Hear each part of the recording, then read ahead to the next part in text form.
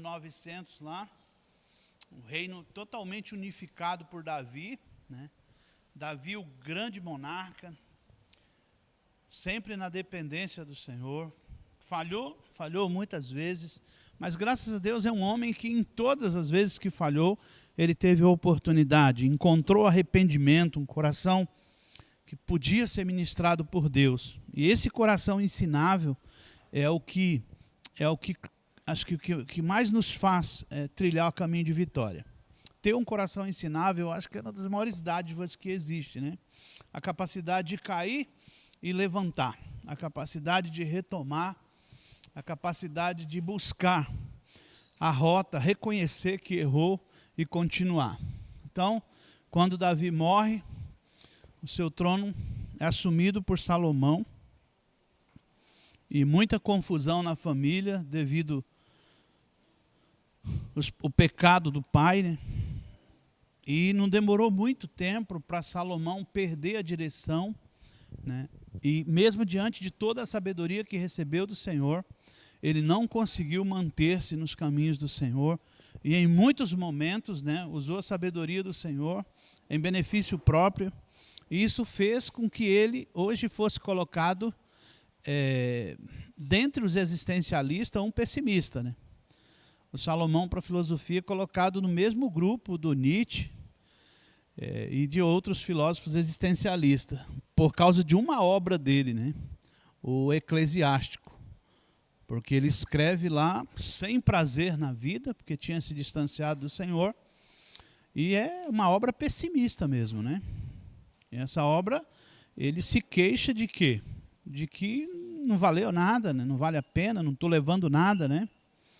E conclui a obra também voltando ao Senhor, dizendo que é um conselho, teme o Senhor. E ele diz que o temor do Senhor é o princípio de toda sabedoria. Ele volta nisso lá no futuro, quando ele tinha errado, quando ele já tinha tomado tantos caminhos difíceis, ele fala, você quer um conselho? Diante de tudo que eu vivi, que me trouxe tantas angústias e que me trouxe tantos dissabores, teme o Senhor, não sai da presença do Senhor, porque você vai encontrar, né, sempre a alegria de viver. Com Davi foi diferente. Quando você lê 1 Crônicas 29, você vê que Davi está fazendo um balancete, e ele diz para o Senhor, quem era eu, né? Hoje eu sou um monarca, o rei de uma das nações mais importantes da terra. Israel no seu apogeu, né, a nação dos hebreus no seu apogeu, era uma nação que não tinha inimigos. Ninguém ousava olhar para eles. Primeiro porque sabia que eles tinham um Deus poderoso. E a nação também tinha um exército muito poderoso. Davi era um guerreiro, né? Um dos generais mais famosos da Bíblia. Com uma espada na mão, era uma máquina de matar, né? E assim, mas diante de Deus ele sabia quem ele era. Isso é bonito em Davi. Mas aí Salomão começa a cometer alguns erros. Quais foram os erros de Salomão? Foi simplesmente distanciar-se de alguns princípios. Quando eles vão entrar na terra prometida, eles fazem um acordo ali. O livro de Deuteronômio é escrito justamente nesse contexto, onde eles falam, eu vou dar algumas recomendações. Josué dizendo, olha, vocês não viveram o que os pais de vocês viveram no deserto durante 40 anos. Vocês não viram os sinais que eles viram. Essa geração que nasceu no caminho, né? Ele falou assim, mas eu vou contar para vocês e nós vamos fazer aqui um acordo. E esse acordo vai dizer como que vocês vão viver quando entrar nessa terra. Cuidado com as alianças que vocês vão fazer com o povo dessa terra. E o papo ali é bem legal e fica escrito, né?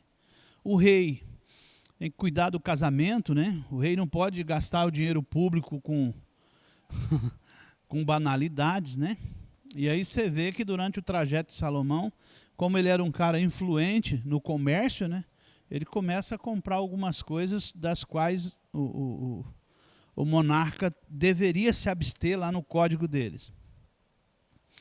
Então, divide as tribos ali e em 722, né, a Assíria invade Samaria, o reino do norte, e leva cativo as 10 tribos, né? Então a Assíria põe fim as 10 tribos ali.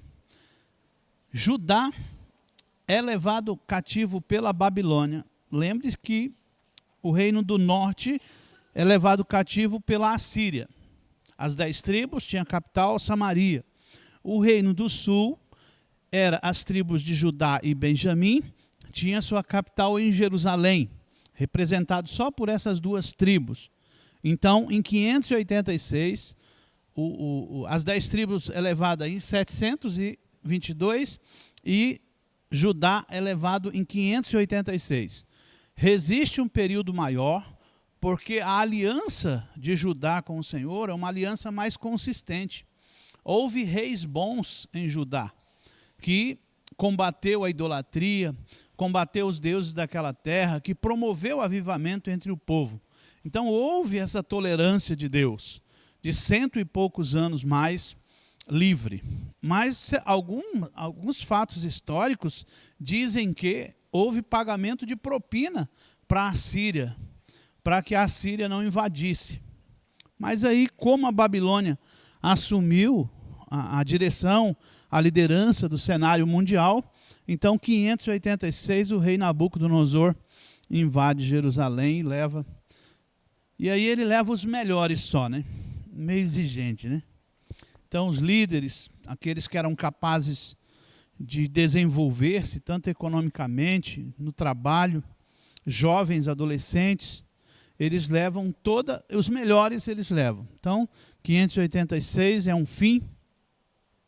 Eles vão ficar 70 anos fora, a terra vai ficar desolada, praticamente vazia, vai ficar algumas pessoas ali sem poder de liderança, sem tomar grandes decisões, sem grandes resoluções políticas, sem força mesmo, acabou. As pessoas passavam lá e olhavam para Jerusalém e falavam, o que esse povo ainda faz aqui, né? Qualquer um que olhasse para eles não dava nada por eles. Mas os profetas estavam diante do Senhor, existia uma batalha espiritual. E sempre que Deus quer realizar algo grande, ele levanta um profeta. Você pode ver que sempre uma voz profética é levantada. Nós precisamos disso, de vozes proféticas. Nós queremos construir o futuro, nós devemos profetizar diante do Senhor. Os valores dele, a fidelidade dele, o retorno a ele, a busca a ele. Então, hoje, terminando os profetas menores, nós vamos ficar nesse período aqui, ó, de 520 a 420, com os 3 profetas que profetizaram. Aqui eles voltaram do cativeiro, ficaram 70 anos lá. Em 520 eles começam a retornar do cativeiro. E o período que foi escrito esses 3 livros, Ageu, Zacarias e Malaquias, que são os 3 últimos, é o período da reconstrução do templo, dos muros. E aqui, quando chega no ano 400, aqui Deus se cala. Nenhuma palavra profética é levantada na terra. Ninguém falou mais nada. 400 anos de escuridão total. Né? No ano 1, pouquinho antes, né, vem um rapaz esquisito, né, vestido com pele de animal, né, gritando, né, e com uma dieta também estranha, né, dizendo o rei chegou. Né? Aquele que foi profetizado lá pelos profetas, ele chegou. E ele vai estabelecer o seu reino aqui. Né? E ele não é como os reis que nós temos. Ele julga retamente. Então a palavra de João Batista era, os montes serão aplanados, as depressões serão cheias, porque o rei chegou. Isso cria um rebuliço, né, no meio da classe política. Né? Que rei é esse? E aí eu creio que eles começam a consultar os profetas. Né? Porque onde está escrito isso que esse cara se manifestaria, né? Então você vê que o diabo, o inferno, ele sempre vai tentar intervir para que não aconteça aquilo que Deus profetizou. Mas aquilo que Deus disse que ia acontecer, quando nós recebemos isso de Deus, isso vai acontecer. Então aqui no ano 1, aproximadamente, nasce o Cristo, o nascimento de Jesus. E aí a igreja é formada ali, quando Jesus vai para o céu, os discípulos recebem uma unção especial, 50 dias após a ascensão de Jesus ao céu, e eles permanecem nisso. Jesus operava todos os dias no meio deles.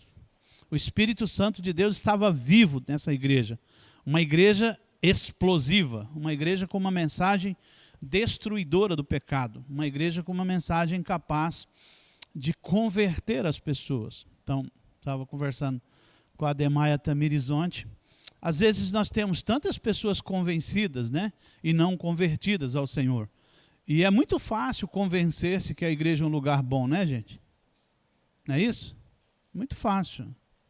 Convencer-se que eu quero pertencer a esse grupo, porque esse grupo é bom, é um povo feliz, né? E aí vem a palavra do irmão ontem, dizendo, né, qual a importância disso para mim, né? Qual o meu zelo? O que eu tenho por isso tudo, né? Então, assim, a gente vê hoje que às vezes nós ministramos e às vezes a palavra não tem eficácia, né? Você vê a pessoa caminhar numa célula, no mesmo pecado, 20 anos, não ser convencida desse pecado, não ser produtiva, não está nem aí para Deus, líderes abandonando, sabe? E aí você fica olhando diante disso. Mas eu tenho convicção de que palavras proféticas estão sendo emitidas. E elas nunca vão voltar vazias, né? Então aqui, essa igreja opera muito bem no início ali, houve a perseguição e aí bombou. E aí o diabo trabalhando também para destruir essa igreja. Em 387 surge o quê? Catolicismo. Aí começa a ficar ruim. Os governantes começam a infiltrar-se na igreja, né? Então, quando você estiver destruindo esse argumento de que o catolicismo é a primeira igreja, você pode dizer para eles onde começou o catolicismo. Em 387, a Igreja Universal não tinha nada a ver com o catolicismo. O catolicismo começa a partir da união, da visão mundana de instrumento de poder. Quando a política e a igreja se unem para tentar manipular, para tentar impor. Deus não precisa disso, não é isso? Ele faz aquilo que apraz o coração dele, a vontade dele é soberana. Deus não precisa dessas coisas. Às vezes nós queremos fazer tantas coisas, mas quem realiza em nós tanto o querer e o efetuar é Ele. Se Ele não colocar dentro de nós o desejo, não vai. Não vai, é cansativo, é pesado. Se Ele não converter o perdido, Ele vai nos dar trabalho para o resto da vida. E a gente às vezes sofre com as pessoas porque o Senhor... Mas ao invés de ficar gastando tempo falando com a pessoa, nós deveríamos falar com Deus. Converte ele. Transforma a vida desse rapaz, né? Frustra os planos do diabo na vida dessa pessoa. Então aqui, essa igreja, no ano 500, houve uma revolução.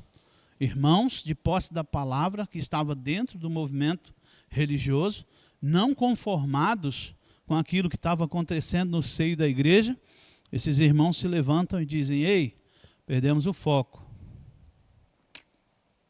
E aí, Martinho Lutero, lá na sua vida acadêmica, na verdade, as 95 teses do Martinho Lutero eram um trabalho de escola, gente.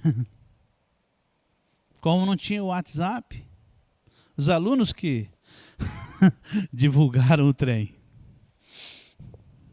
Entendeu? Os alunos que divulgaram o negócio. E aí faz todo o rebuliço.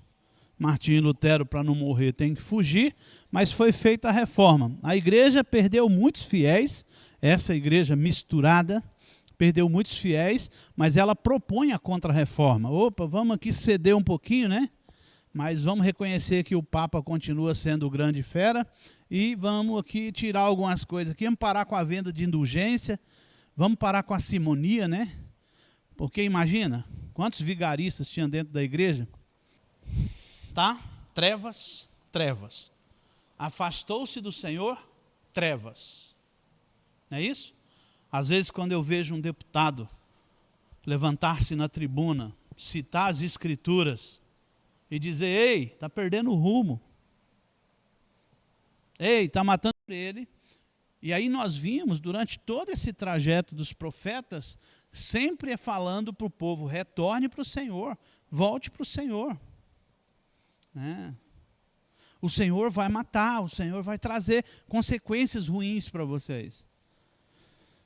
E sempre essa voz profética vai ser levantada. Porque Deus é o grande Senhor da história. Ele é o grande pedagogo. Ele é que ensina. Os valores que estão sendo, os valores que ainda restam na terra, são os valores do céu.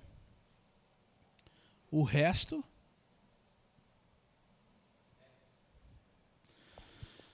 eu estava vendo um show de metaleiros, e os caras lá, tatuadão, tudo esquisito, e começou o toque do metal, né? E aí, aqueles monte de jovens assim, parecendo um monte de animais raivosos, sabe? Dando um chute, cambalhota, sabe? Como se entrasse em êxtase, né?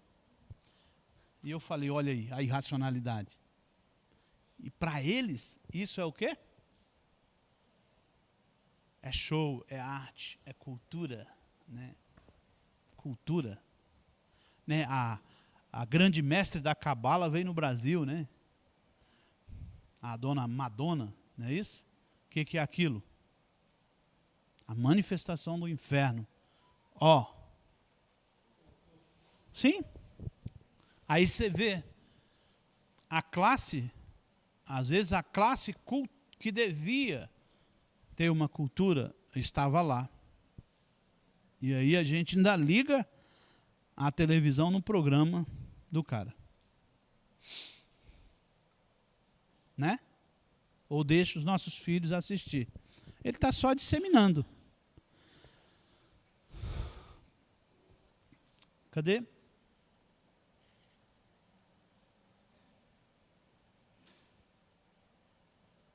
Aqui, 1517, surgem homens como, nesse período surgem homens como João Calvino, um extremo zeloso da Bíblia, né? Extremista demais, mas zeloso demais. É interessante que esse homem, analisando as Escrituras, ele corrige algo que as pessoas entenderam de forma literal.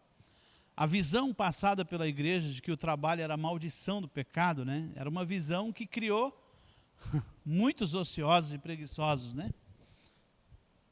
E João Calvino, quando ele analisa as Escrituras, ele entende que o trabalho é uma bênção de Deus. Trabalhar é glorificar ao Senhor. E aí? O cara trabalha, não tem vícios, vive uma vida moderada, uma vida sem pecado, não acontece maldição. Vai acontecer o que com ele, irmão? Vai prosperar, né? E é daí que nasce o capitalismo. Dessa visão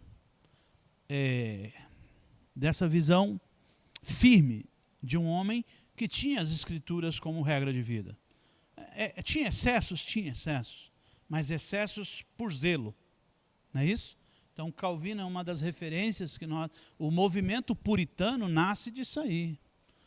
As mulheres tinham, apesar de que eram meio duras as regras, né? Mas as mulheres tinham o seu papel, os homens tinham o seu papel, e o puritanismo foi um movimento muito importante na igreja, porque visava, até de forma excessiva, combater mesmo o pecado, a vida sem propósito, a vida dissoluta, e por isso a importância desse homem. Mas nós caminhamos. De 1517 até hoje, tem um autor que escreveu um livro chamado A Segunda Reforma. E talvez o grupo que parece que reformou, que foi chamado de luteranos e depois de evangélicos, talvez precise de reforma hoje. Porque desvirtuaram-se dos seus caminhos, né? Abandonaram as Escrituras e começaram a fazer aquilo que combatia lá no passado. Mas Deus é o grande pedagogo, Ele é o Senhor da história. Ele tem anulado as estrelas. Anulado. Você vê aqueles irmãos famosos, né? Hoje com uma visão totalmente diferente do reino de Deus. Você vê tantas pessoas que a gente nem conhecia, bebendo do melhor de Deus, vivendo bons tempos, gozando da presença de Deus, do relacionamento com Deus, né? A gente vê pessoas como Rafael mesmo, né? Apaixonado pelo Senhor, pela palavra do Senhor. O que é isso, irmãos? Que Deus não precisa de estrelas, né? Não precisa. Então, você quer ajudar a sua célula, acaba com o caciquismo. Caciquismo é bem irani, né? Com o caciquismo e com a chefia lá. Coloca as pessoas para trabalhar, para exercer o dom, né? Coloca para trabalhar. Se você não ajudar as pessoas a descobrirem o dom, quando eu chego numa célula, eu quero colocar as pessoas para trabalhar. A Ana mesmo, eu deixei de ir na célula dela para ela trabalhar. Falar mal da Ana porque eu posso. Ela era medrosa. Eu vou falar mal dela hoje, porque eu lembro do dia que nós colocamos ela para ministrar no resgate, mas essa mulher ficou com medo, hein? Mas hoje, como é que é? Tranquilo, né? E eu falei para ela assim, Ana, não vou mais não, porque para você andar. E aí um dia eu fui numa festa lá, que estava a célula reunida, né? Aí nas festas eu vou, porque, né? A festa é boa, né?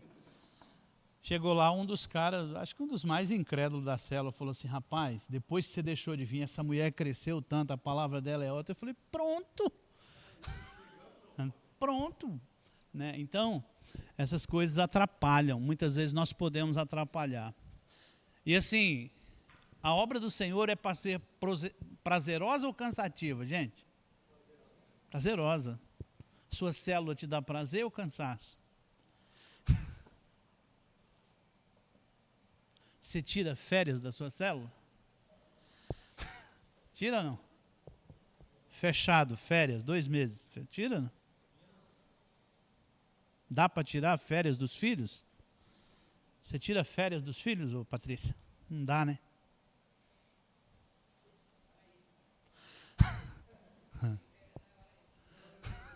É. Então é isso que às vezes nós não entendemos, né? É para sempre. E se não está sendo prazeroso, é porque é você que está fazendo.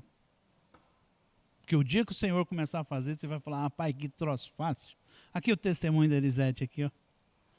Né? Gosto de ver isso, conversão, né? Ter que retornar de um caminho que tinha errado, eu vi o testemunho dela, eu achei magnífico. Quantas vezes eu errei também, ter que retornar. E ontem eu vendo a ministração do irmão, fiquei pensando assim, Davi deixa a arca e vai fazer o quê? Para as escrituras. Ele descobre, rapaz, só o sacerdote pode carregar a arca.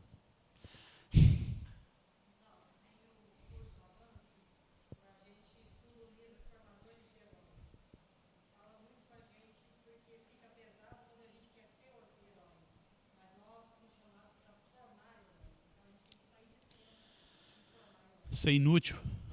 Ser inútil é bom, né? Inútil. Para quê? Ser inútil. As pessoas olhar para você e dizer assim, eu não preciso mais de você. E aí, a carne fica meio chorosa, né? Ah, não me chama mais para nada, né?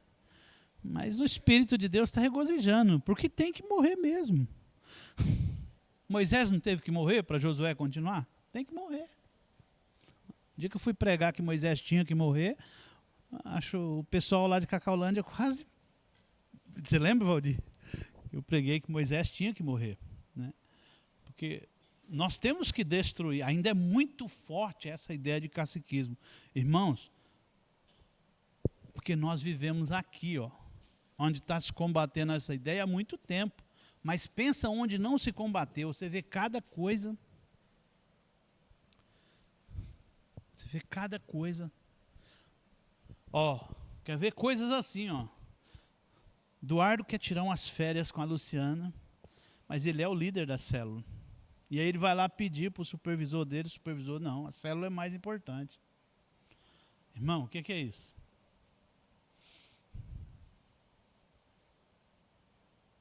O que você faria, Eduardo?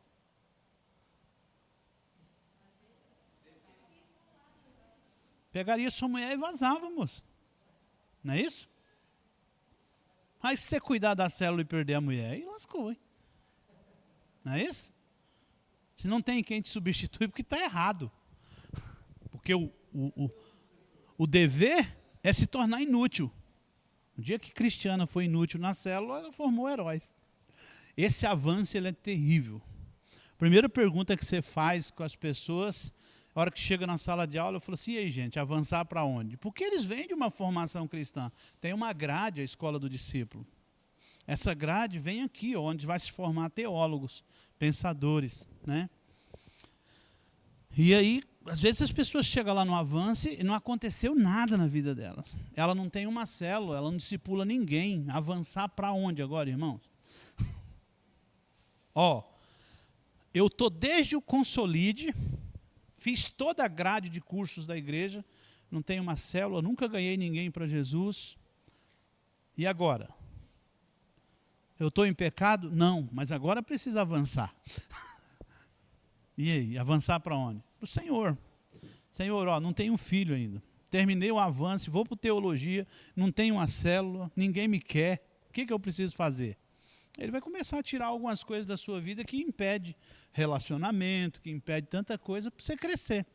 E aí é onde fica bom, né? Aí é o avanço. Você descobre que você é inútil, você descobre que você tem que investir no seu, você descobre que você tem que descobrir os dons das pessoas, você descobre que você tem que planejar a vida do seu discípulo, né? Mesmo sem ele saber, lógico, né? Você vai ali só do jeitinho. Mas, se a igreja cumpre o seu papel, nós não teremos trevas. Se a igreja não cumprir o seu papel, como houve eu mostrei 2 momentos aqui, tá? Mostrei 2 momentos. Se a igreja não cumpre o seu papel, aí nós vamos para as trevas. Deixa eu fazer outro negócio. Ele surge já com o período moderno. O período moderno surge a ciência. E quando o homem descobre a ciência, a filosofia, já no período do Renascimento, aí ele sai da teocracia e entra na antropologia, humanismo. Tira Deus e coloca o homem. O período renascentista, os alunos do ensino médio aí sabem disso, o período renascentista é o período onde se anula Deus. Você pode ver que as artes eram homens nus, a valorização do corpo. Aí você tem na filosofia o homem de Vitrúvio, tudo isso. E aí, o período moderno que surge a ciência, grandes cientistas surgiram nessa transição, como Galileu, como Copérnico. Oi? Sim. E aí, esse homem diz não para Deus. Por quê?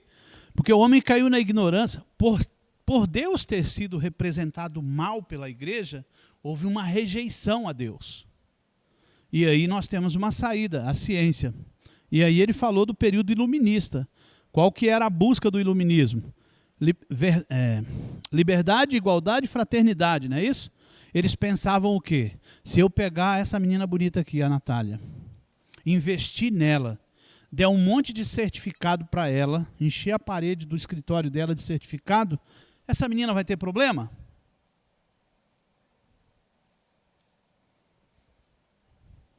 Para o humanismo, não. Agora, o que o humanismo e o iluminismo fez com as pessoas? Quando fizeram o julgamento dos nazistas, os juízes não conseguiam ficar dentro das salas. Aqueles tratores empurrando aquelas pilhas de cadáver, cavavam aquelas valetas enormes, né? Empurrando aquela pilha de cadáver. Os juízes choravam. Eles assistiam um pouco das cenas, porque eles estavam julgando carrascos de guerra para a forca. E eles não aguentavam, saíam de dentro. 6 milhões de judeus, com crueldade. Por quê? Essa menina, só estou usando seu exemplo, tá? Porque eu conheço ela. Cheia de certificado, deixou de amar, deixou de sentir o outro, começou a se achar, perdeu a humanidade. Perdeu a humanidade. E se perder a humanidade, não adianta letra, não adianta título. Se eu perder o sentimento que Jesus tem pelo outro, para quê? Nós vamos chegar aonde? Se hoje, como igreja, como discipulador, como servo do Senhor, eu não estiver sentindo o que Jesus sente pelo outro, eu perdi. Eu posso ter todos os títulos, todas as posições possíveis acadêmicas, parede coberta, não tem valor nenhum para Deus. Mas eu podia usar todo esse conhecimento. Porque o fruto do iluminismo foi isso. 10 anos de guerra e posteriormente movimentou esses movimentos como o nazismo. E aí, o homem tem que voltar atrás. Né? O iluminismo já no século XIX, volta lá para o ano 1. Vamos fazer uma declaração de direitos humanos. Vamos fazer a declaração. Escreve lá 30 artigos. Cria-se ONU, Organização das Nações Unidas. E adivinha o que era a Declaração dos Direitos Humanos? Aquilo que você não quer que faça a você mesmo, não façais aos outros. Essa declaração é de quem? Jesus. O Deus que nós rejeitamos é o Deus que agora nós clamamos, venha nos salvar. E isso foi uma decisão de direito, uma resolução de lei. Né? Deus venha nos salvar. O Deus que nós rejeitamos lá no Renascimento, o Deus que nós tiramos e colocamos o homem no centro, agora nós dizemos, Deus venha nos salvar, porque nós perdemos. Nós não sabemos mais quem nós somos, nós matamos por qualquer coisa. Né? E o que o diabo quer roubar é isso, de nós. Primeiro que você deixe de sentir o outro, perca a humanidade. Jesus, quando se manifesta homem, ele se manifesta justamente porque ele se importa conosco. Então tem um homem no céu, ok? Que sabe o que você sente. Tem um sumo sacerdote que se compadece. E aí Hebreus diz assim, corre para ele antes de acontecer. Ele sabe. Vai a tempo oportuno para que você encontre graça e misericórdia dele. O problema é que a gente muitas vezes tem a oportunidade de correr antes ou de correr depois. Normalmente, em relação ao pecado, nós sempre corremos depois, né? Mas o bom seria se nós buscássemos o sumo sacerdote a tempo oportuno. Né? A tempo oportuno, antes de acontecer. Então, vamos para o período aqui? Voltando, né? Reconstrução. Falei sobre isso? Falei já, né?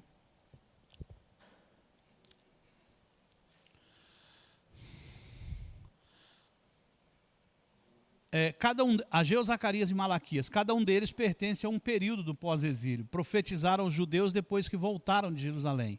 Então, pelo livro de Esdras, nós ficamos sabendo quando Ciro, o rei da Pérsia, expediu o decreto permitindo que todos os cativos retornassem a Jerusalém. E retornassem para reconstruir o templo. Então, uns 50 mil regressaram. A primeira leva que veio foi 47 mil. Depois vieram, parece que 1.700, depois um número menor. Então, eram na sua maioria sacerdotes e levitas e os mais pobres dentro do povo.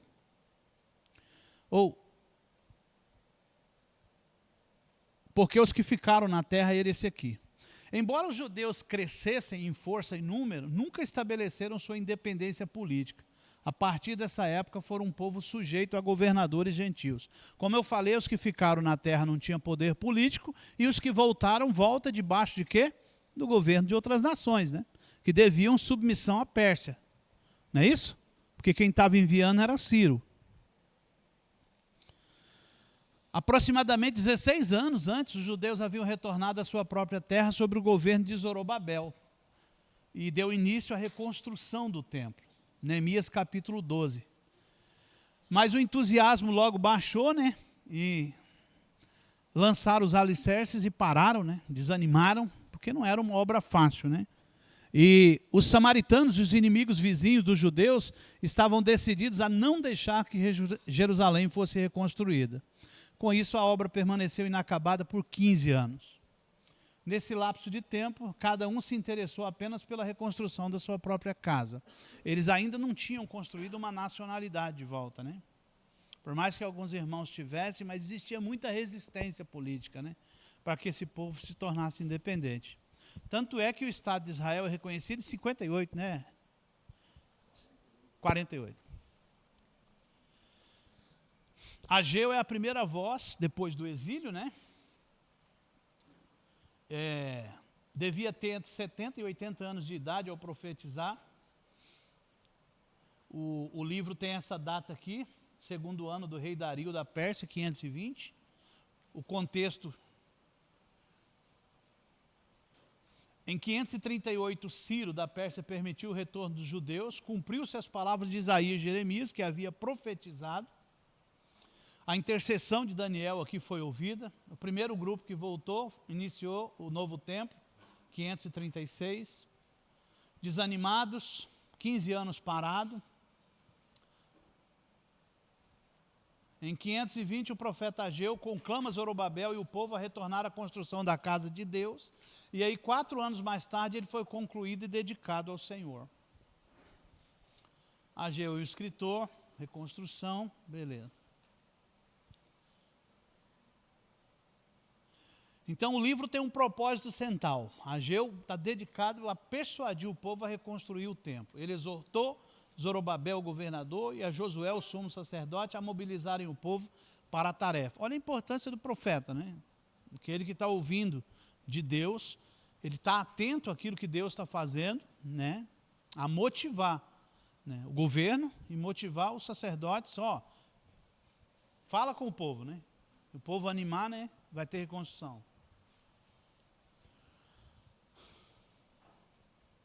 Aqui eu já falei. Aqui, tendo diante de si a enorme tarefa de reconstruir o templo e restaurar o culto a Jeová, os judeus cometiam o mesmo pecado antigo de idolatria e de casamento com vizinhos idólatras. Eram poucos, pobres, molestados por inimigos e, pior que tudo, tinham perdido a força íntima que vem da alegria do Senhor. Então, o culto acabou, a vida com Deus acabou, estavam ali. Por causa de tudo isso, a obra arrastou-se, o povo perdeu o ânimo e tornou-se egoísta. Negligenciando a casa de Deus, interessam-se mais em edificar casas para si mesmo do que para Deus, como nós vimos. E aí ele diz: é para vós tempo de habitardes nas vossas casas estucadas, esta casa há de ficar deserta. O profeta está falando para ele. Então essa é a mensagem de repreensão. Então Deus não permitiria que tal situação continuasse. Não, por isso, o que aconteceu? Colheitas escassas, secas, comércio fraco, miséria e as estações abateram-lhe o espírito.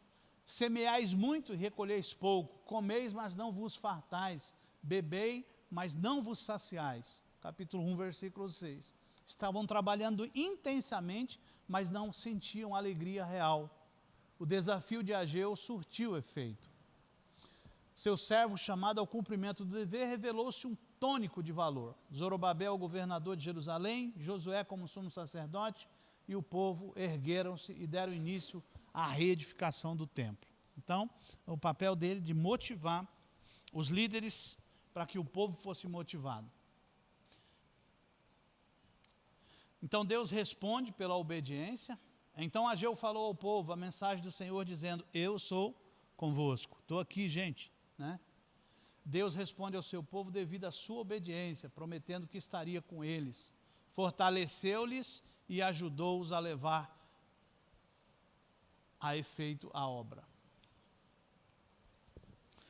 Eu estava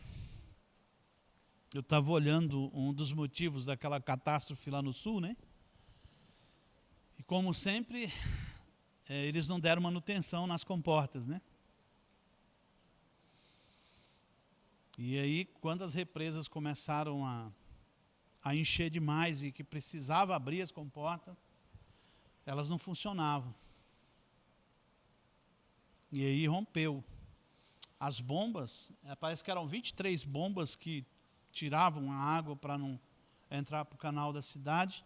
As bombas foram submersas, 19 delas. E aí tiveram que desligar a luz, né? Por causa do curto. E aí o rio tomou, a força do rio tomou conta. Isso. submersas. Sem ação. Sem ação. O homem, mais uma vez, desafia Deus, né? Ele quer ter o domínio. Ele quer falar, eu vou tirar esse rio daqui e botar para cá, né? Ele fala, eu vou construir aqui na beirinha porque eu boto uma bomba a hora que...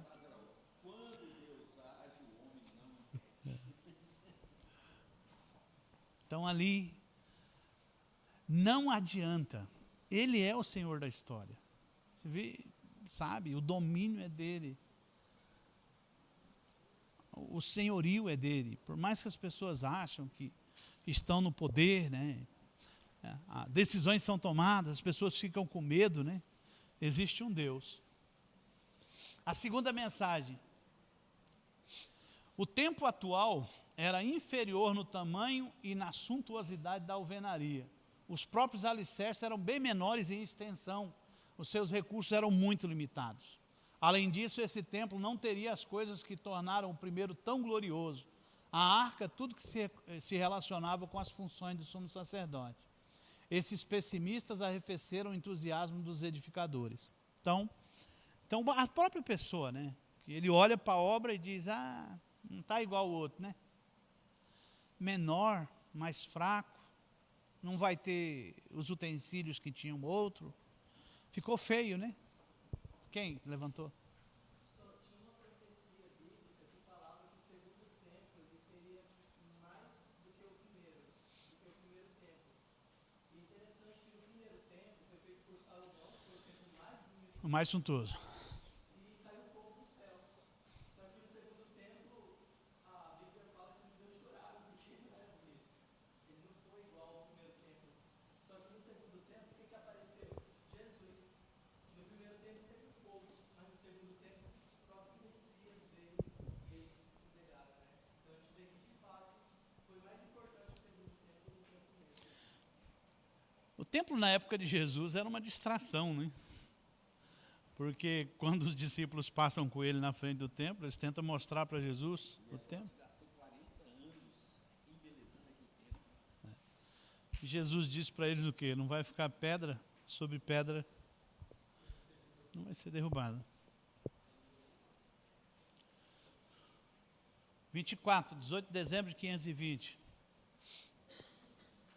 Essa mensagem de purificação e bênção foi proclamada 3 meses depois que o templo foi iniciado.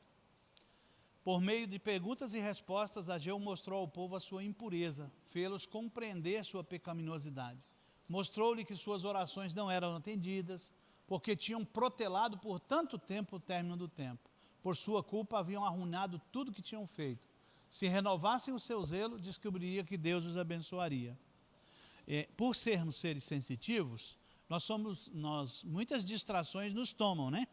E às vezes nós temos dificuldade de ouvir a voz do Espírito. E às vezes nós achamos que as coisas que produzem alegria na nossa vida são as coisas que nós estamos vendo, né? Mas não são as coisas que nós estamos vendo. A alegria é algo de dentro, né? Se o Senhor tiver com você, pode estar no casebre, né?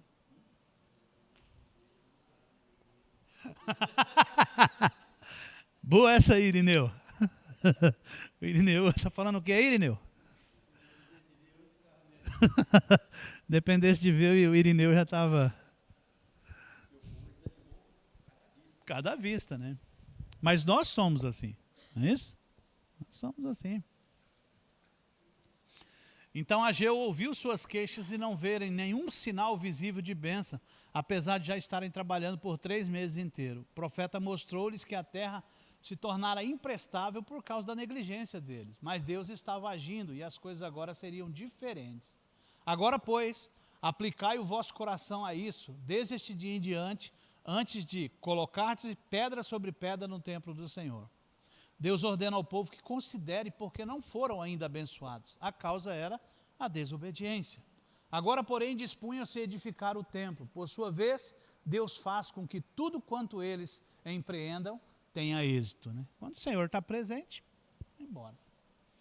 A quarta mensagem: farei tremer os céus e a terra. O profeta encoraja Zorobabel, governador, garantindo que um dia o Senhor destruirá o poder dos reinos, das nações de toda a terra. Esse dia se dará quando Jesus estiver reinando sobre todos.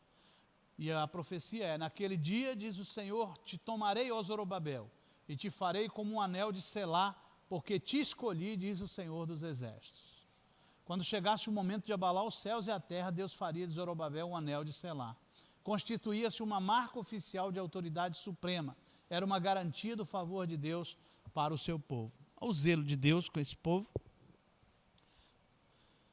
Personagens importantes que a gente vê nesse livro. Então, Zorobabel, encarregado pelo rei da Síria, príncipe herdeiro do trono de Judá, apesar de nunca ter se assentado no trono de Davi, ele veio junto com os principais exilados. Então, o rei Ciro foi lá no meio do povo e falou o quê? Vou escolher aqui um líder de vocês, e vou enviar como representante da Síria, né? Para a reconstrução do templo. Josué, como é chamado em Zacarias, era o sumo sacerdote na época em que Zorobabel era governador. E a terceira personagem que vem, no início ali, é Zacarias, e é o mais proeminente profeta desse período da restauração de Judá. Juntamente com Ageu, ele animou o povo a reedificar o templo. O primeiro templo, 1005, foi construído por Salomão no local onde Abraão havia oferecido Isaque como sacrifício, né? O segundo templo foi reconstruído após o retorno do cativeiro da Babilônia, sob orientação de Zorobabel. E o terceiro templo terminaram em 65 a.C. Herodes, querendo ganhar o apoio dos judeus, propôs restaurá-lo. As obras iniciaram-se em 18 a.C. e terminaram em 65 depois de Cristo, não é isso? 70 anos. Mas nunca mais foi a glória física, não teve como o primeiro, né?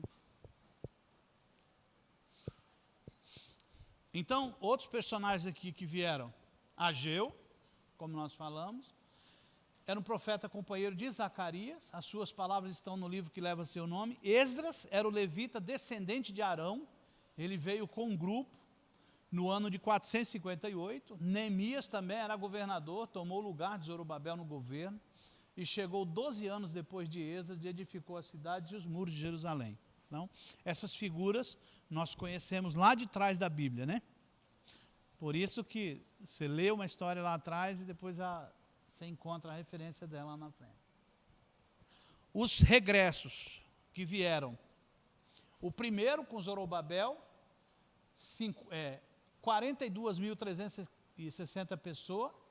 Os livros de Ageu, Zacarias e Neemias acrescentam informações úteis. O segundo, 458, Esdras e um grupo de 1.754. Seus propósitos foram principalmente dois: levar materiais preciosos como ouro e prata e oferta dos reis da Pérsia para o acabamento. E o segundo, ensinar o povo que fosse fiel ao Senhor. Aqui, ó, quando esse homem chega, ele chega justamente para ver a parte, como que o povo tinha desviado-se da verdade, né? Então, Esdras, como o grande escriba do céu, ele traz os livros, né? As escrituras. E aí ele começa a ministrar ao povo a palavra de Deus. E essa palavra que vai produzir arrependimento nesse povo. Zacarias era o mais jovem contemporâneo de Ageu. Animaram os judeus, 520 a 470.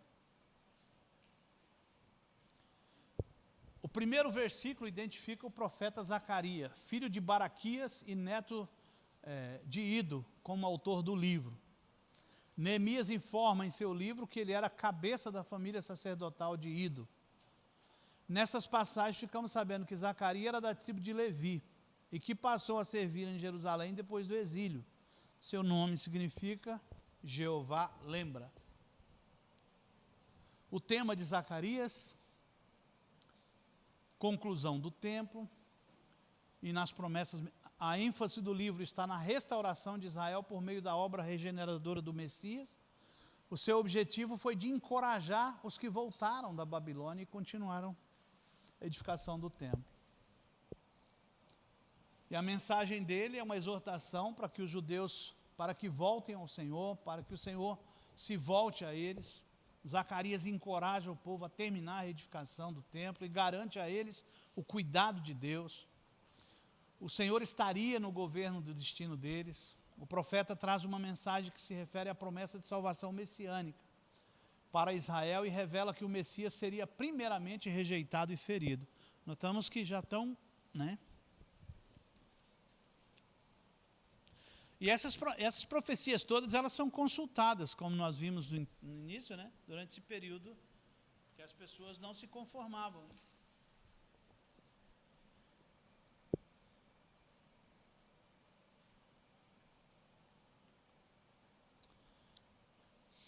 Quando Zacarias escreve, Judá ainda é um remanescente, Jerusalém continua longe de estar restaurada, e as nações gentias ao seu redor estão descansadas. Zacarias, como Ageu, foi profeta para o remanescente dos judeus que voltaram da Babilônia após 70 anos de cativeiro. Os judeus outrora, nação poderosa como Deus tinha planejado que fossem, era agora um lastimável e insignificante remanescente, habitando sua terra prometida apenas por cortesia de um dominador estrangeiro, né? Então, os vizinhos olhavam e desdenhavam. Esse povinho que voltou aí, né? Porque Ciro mandou, né? Mas quem são eles? E assim, olhando, era fácil desdenhar, né, deles. Né? Tudo destruído, tudo queimado, né? Um povo que não tinha a alegria do Senhor, não tinha, né?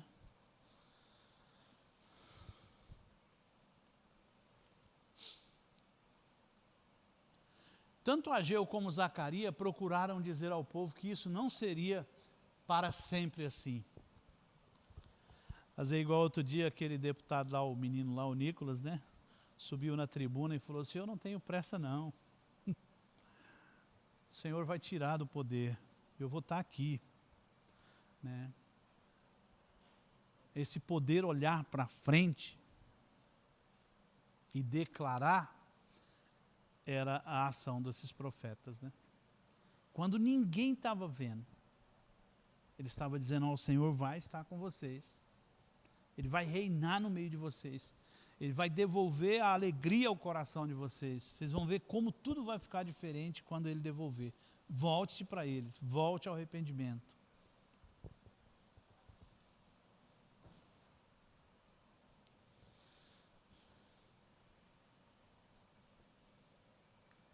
Enquanto encorajava o povo a terminar a reedificação do templo, o profeta recebeu uma série de 8 visões, garantindo ao povo de Deus que estava cuidando deles. As 5 primeiras visões transmitem esperança e consolação. As 3 últimas envolvem juízo.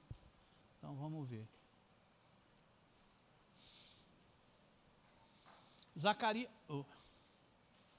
Zacarias viu 3 homens montados a cavalos e andar entre as murtas. Os cavalos representam o vermelho guerra, o moreno pragas e o branco vitória e glória. Os cavaleiros, na primeira visão, possivelmente anjos, após terem patrulhado toda a terra, anunciam que foi achada em paz e em descanso. As nações estavam gozando de prosperidade e paz. A nação de Judá, entretanto, encontrava-se oprimida e segura. O anjo do Senhor clama, até quando não terás compaixão de Jerusalém e das cidades de Judá?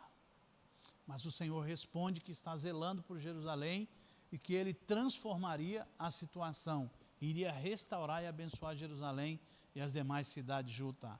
E aí a profecia diz, voltei-me para Jerusalém com misericórdia, diz o Senhor. A segunda, os 4 chifres.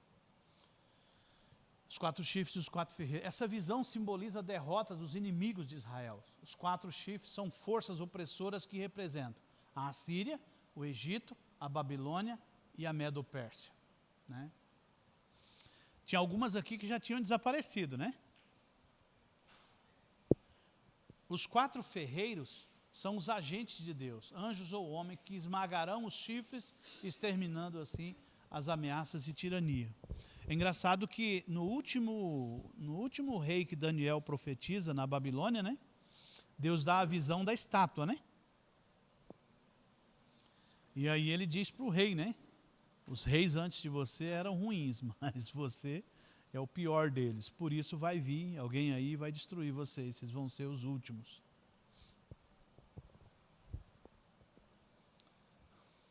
A terceira visão. Jerusalém é medida. Essa medição mostra que a cidade santa será grande e cheia de gente. Fala da volta dos judeus espalhados pelo mundo a Jerusalém. A cidade não terá mais muros, ela transbordará com multidão de pessoas. Serei para ela um muro de fogo em redor, no meio dela a sua glória. Foi não. Quarta visão, sumo sacerdote Josué. Josué estava representando a nação de Israel diante de Deus. Satanás, o adversário, encontrava-se em pé à sua mão direita para se lhe opor. Isso significa que os impedimentos contra a reconstrução do templo vinham do diabo. O Senhor te repreende, ó Satanás, foi o que o profeta disse. Josué, como representante de Israel, não podia resistir a Satanás. Por isso, o próprio Deus o resistiu. Os inimigos eram maiores que ele. Ouve, pois, Josué, eis que farei vir o meu servo, o renovo, já profetizando sobre o Cristo. Josué e os demais sacerdotes eram tipos proféticos, que prenunciavam a obra do servo, Jesus, o renovo. Quinta, castiçal de ouro e as 7 lâmpadas. Óleo, e eis um castiçal, todo de ouro e um vaso de azeite no cimo, com as suas 7 lâmpadas, e cada lâmpada posta no cimo tinham 7 canudos, e por cima dele 2 oliveiras, uma à direita e outra à esquerda. As 2 oliveiras representam os mistérios reais, Zorobabel e sacerdotal Josué. O óleo representa a unção do Espírito Santo. O castiçal é o templo, as lâmpadas representam o povo de Deus. Então, por mais que eles estivessem ali, as profecias vinham para quê? Dizer o que o Senhor estava vendo, o que o Senhor tinha preparado, né? E isso era para gerar ânimo no coração desse povo, né? Para continuarem buscando o Senhor. Quinta visão. Castiçal de ouro e 7 lâmpadas. Nesse trecho, Zacarias não condena o povo, mas apresenta-las em um quadro luminoso, a presença de Deus para fortalecer e ajudar. Ele incentiva de modo especial a Zorobabel, o governador, que estava cônscio de sua própria fraqueza. O governador ali está entendendo que pela força dele não dava, né? Eis as palavras de Zacarias, não por força, nem por violência, né? Mas pelo meu espírito, diz o Senhor dos Exércitos. Ele prometeu que as montanhas de dificuldade seriam removidas. Quando João Batista, depois do período de 400 anos, vem, ele anuncia o reino de Jesus, dizendo que os montes seriam aplanados e as depressões seriam cheias, né? Sexta, o rolo voante. O rolo voante representa a maldição ou castigo divino que cairá sobre os pecadores por toda a terra. Os rebeldes serão expulsos do reino do Messias. Embora Deus seja misericordioso e longânime, apresenta-se o julgamento que consumirá os ímpios. Sétima, a mulher e o efa. O efa, uma cesta, significa o pecado e a imoralidade do povo de Israel. A mulher tipifica a idolatria e todo tipo de iniquidade. Ela é presa na cesta por uma tampa de chumbo e levada a Sinear, Babilônia. Babilônia que representa o sistema mundial dominado por Satanás, Babel, né? Contudo, observamos nessa visão que o pecado e a iniquidade têm que ser removidas. Oitava visão, os 4 carros. Levantei os meus olhos e olhei e vi 4 carros que saíam dentre 2 montes. A ideia geral é que os carros puxados por esses cavalos, que são ventos, anjos, percorrerão a terra, principalmente o norte, executando os propósitos de Deus. Os carros mencionados eram puxados por cavalos, cada um de uma cor. O primeiro carro, os cavalos eram vermelhos, que significa guerra. O segundo carro, os cavalos eram pretos, que significa morte. O terceiro, os cavalos eram brancos, que significa vitória. E o quarto, os cavalos eram grisalhos, que significa pestilência, né? Então, normalmente Deus, ele vem para o seu povo e diz, olha, eu abençoo mas eu também sou juiz sobre essa terra, né? As visões são seguidas de um ato simbólico de coroação do sumo sacerdote, né? O ouro e a prata trazidos da Babilônia foram fundidos numa coroa que foi colocada na cabeça de Josué, o sumo sacerdote. Por esse ato se unem duas grandes funções de sacerdote e rei. E temos aí um tipo de Cristo, o rei que se assentará no seu trono de glória como sacerdote, quando regressar à terra para restabelecer o seu reino milenar. Depois a coroa será colocada como memorial no templo do Senhor. No tempo apropriado, segundo o plano de Deus, se realizará o que está escrito em Zacarias 6,3. Ele mesmo, o Messias, edificará o templo do Senhor e será revestido de glória. Jesus, né? E assentar-se-á no seu trono e dominará, e será sacerdote no seu trono, e reinará a perfeita união entre ambos os ofícios de rei e sacerdote. Então, por isso que nós fomos constituídos reis e sacerdotes, porque ele também uniu esses dois ofícios em uma pessoa só. Os jejuns nacionais, né? 2 anos mais tarde, a comissão vinda de Betel foi entrevistar-se com Zacarias para perguntar se deviam ser observados os jejuns nacionais. Os próprios judeus haviam instituído os jejuns, costumavam jejuar por ocasião das suas grandes festas. Zacarias advertiu-os do formalismo frio das suas observâncias religiosas, insta com eles para que transformem seus jejuns em festas de júbilo e pratiquem a justiça. Então, o jejum que eles estavam fazendo, estavam destituídos da verdadeira fome e sede e da sua justiça. Então veio a palavra do Senhor a mim dizendo: durante esses 70 anos, jejuastes vós para mim mesmo? Foi para mim que vocês jejuaram? Né? A mensagem do irmão ontem, né? Essas coisas ficam muito domésticas, né? Nós perdemos o zelo, né? Acabamos fazendo por ritual, por evento, né? Por convenção humana, né? Já não vemos o Senhor, mas a sua face. Não se contempla a grandeza e a glória dele. Não se reverencia. E aí o final da mensagem, e essa reverência aonde? No templo? Não, em casa. Trato com a esposa, com os filhos. Né? Mensagem pesada.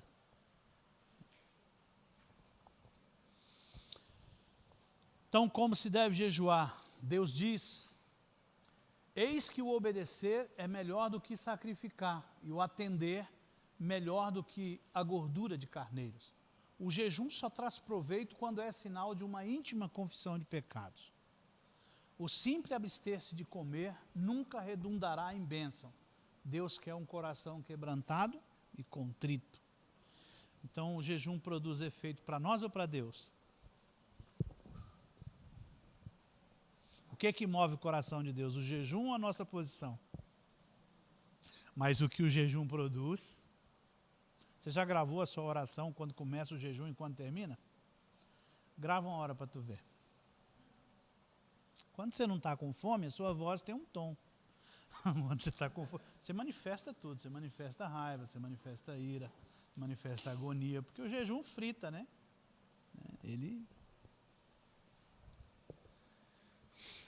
Esses capítulos estão cheios de promessas do Messias vindouro e um reino mundial.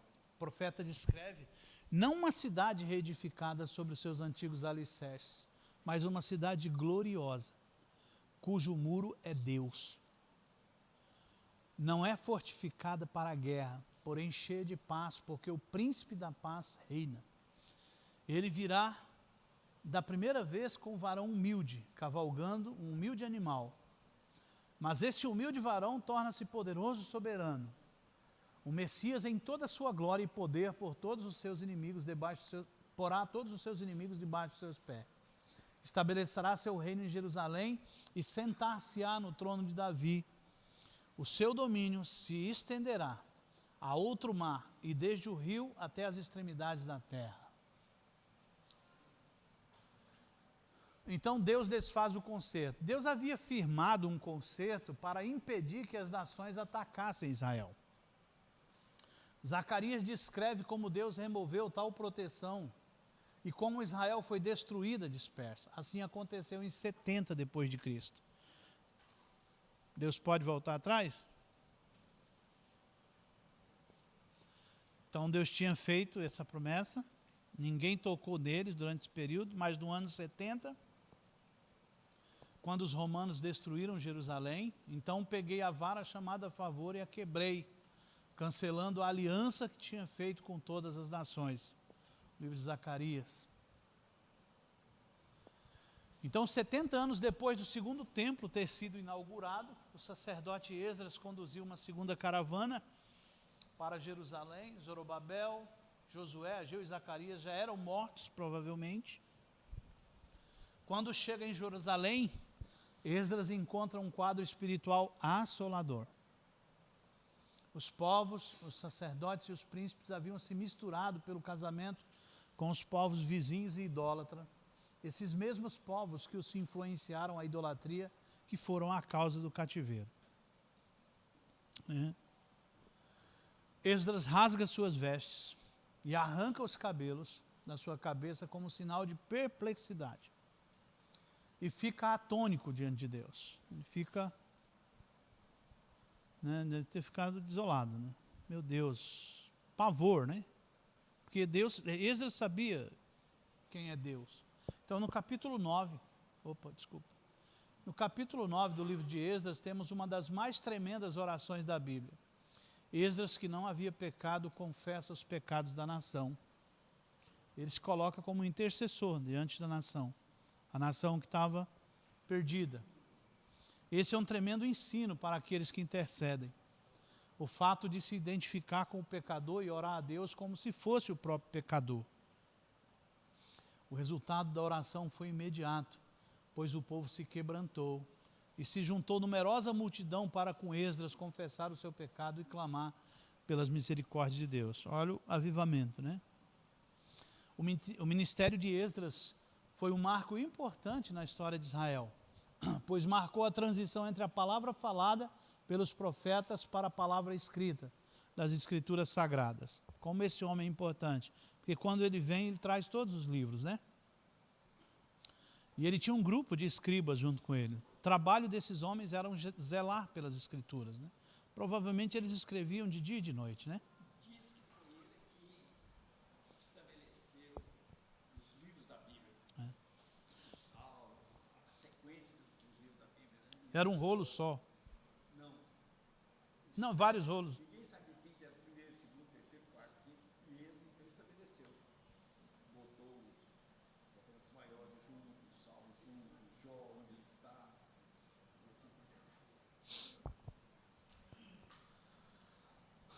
Acho que não dá para esse não, né? Esse é o último. Então eu faço esse na última aula e o trabalho de conclusão. Tá? Vou fazer o trabalho aqui com vocês, para não ser pesado, porque eu sei que é muito conteúdo. Né? E o que fica sempre que a gente passa pelos profetas menores, são muitas lições que nós aprendemos, né, com esse período. Né? E como eu falei, todas as vezes que nós desviamos do profeta do Senhor, uma coisa, eu coloquei toda essa sequência aqui, até os dias de hoje. Né? E o diabo trabalha, assim como houve trevas, não houve palavra, orientação aqui, assim como também houve trevas no período medieval aqui, né? Porque o homem se afastou de Deus. Né? E assim como aqui também, quando surge a Idade Moderna e entra na pós-modernidade, o homem desconfia que a ciência não ia dar conta de resolver o problema deles. E aí, como eu falei, o homem tem que voltar, reconhecer Jesus, porque é o único, né? Então, Deus tem nos abençoado com visão dos céus. Existem pessoas que ainda estão presas a muita coisa. Presas a muita coisa. Aos líderes que são dominadores, né? Tem gente que está preso aqui no nascimento do catolicismo ainda, que não saiu de lá, né? E parece que os evangélicos que deviam ser os reformadores entraram pelo mesmo caminho, né? Você vê um povo uniformizado e agora Deus está fazendo uma limpeza, né? Está destituindo as estrelas, eles estão perdendo o valor, eles são motivo de deboche hoje, as pessoas zombam, né? Desse modelo, e está levantando uma geração que ninguém conhece, né? Você chega aqui, olha, nós nem sonhamos quantos talentos tem aqui, né? Quantos jovens com o coração todos entregues ao Senhor, né? E a gente sabe que vai ser explosivo, né? Que vai ser maravilhoso, né? Existe promessa de avivamento, né?